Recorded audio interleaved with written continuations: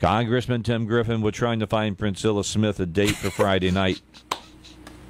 Are you there, Tim? There? Number. All right, yeah. What What'd you say? What did you say? We missed that. I think I've got the wrong number. I thought I was calling into a political show. I didn't know I was calling into the dating game. Yeah. And it's only the Priscilla Smith dating game. I'm it. the only player. That's the only player we got right now. What can I tell you?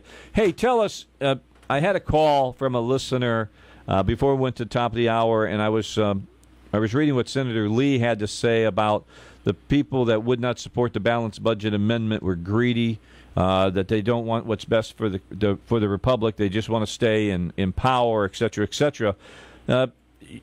You understand the balanced budget amendment. As far as raising taxes, isn't it set up there for a supermajority if they wanted to raise taxes? Well, there are a variety of different balanced budget amendments.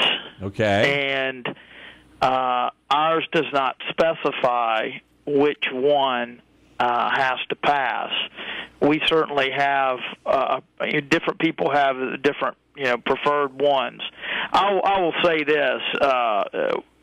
I didn't hear the comments of the senator. I certainly do not believe that everyone who opposes a balanced budget amendment, and whatever the senator said, are somehow automatically for more spending. I mean, look, there was a well thought out op-ed in the Wall Street Journal about balanced budget amendments, and I'm certainly for it. I'm a co-sponsor of it, but some of the folks that are against it are against it because they want to keep spending money, but other people are against it for other reasons. So I wouldn't cast any aspersions there. But in any event, there are a number of different balanced budget amendments, some that require supermajority to raise taxes and others that do not. And the cut, cap, and balance legislation did not provide for which balanced budget amendment would have to pass.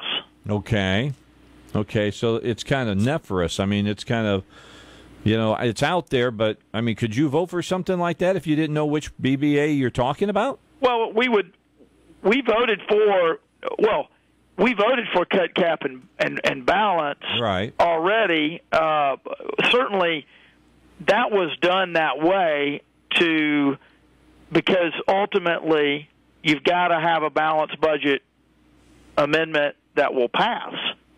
Because if it doesn't pass, then it's dead. And so the reason they did that is there are Republicans that have different versions. There's all sorts of versions of balanced budget amendments.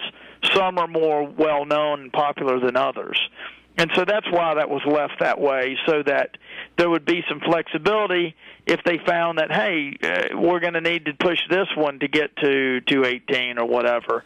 And I think that's why it was left unspecified. Most of us know which balanced budget, which amendments we're talking about, because there's several of them, but there's only a couple that have really been in circulation. All right, Congressman, I got to ask you to hold for a second. As you Sure. know, it's time for traffic, and people want to know what their traffic is going to be like. Of course. All right, we got him for just about another 5 minutes. The congressman here in the 2nd District, that, of course, is Mr. Griffin, and we're glad to have him along. And Priscilla's got a question for you, Congressman. Cool. Congressman, this gang of six, I'm really interested in because I think one of the things people admire about you is you actually have a political background, and I think that's a good thing. What is the likelihood of what they're proposing getting through? Like, for example, you got Kent Conrad out there talking about, $500 billion kind of down payment, I guess is the term he's using, and they're making some cuts to Medicare. What is it realistic? Cut through the bull for us. Yeah, well, it's not going to pass as it is currently constituted. I think it's a starting. It's just part of the discussion. I think whatever ends up passing will be a little bit of this and a little bit of that. That's the sausage making process, as they call legislatures. You take a few ideas of this person, a few of that. I think the bottom line is on that plan, it would be a tall order to do some of the stuff that it requires in a week. I just don't think the time is there to get the details on paper and then to get the Congressional Budget Office to analyze it. That's what we call a score, because folks aren't going to want to vote on something if they don't know what an independent agency, the Congressional Budget Office or independent third party, they're not going to want to vote on if that third party hasn't given us an idea of what it actually saves. Because you can say it saves X, Y, and Z, but it may or may not. I tell you, there was a guy talking today about some negotiations back in the Reagan years when they had agreed to so many cuts for so much in revenue or whatever. And once it got into law, of course, the revenue was there, the taxes, but the cuts never came. And so the devil's in the details. And, look, I believe we will reach an agreement, and we're going to pay our bills. A lot of the scare tactics, I think, will be unsubstantiated, but it's not going to be one package or another that's coming out of one of these groups. I think it's going to be a combination, and certainly a lot of us would like to be in that room negotiating, but you can't have 435 people on the House side and 100 on the Senate side sitting in a room negotiating. It just can't work that way. So we'll just have to wait and see. All right. Well, let me jump in and ask you, Congressman, when Boehner the speaker floated a little thing out there that there might be a small debt ceiling that they could agree to if he felt, in good faith, that the president and the Democrats are really at the table for some significant cuts. Do you think that may be the way this plays out?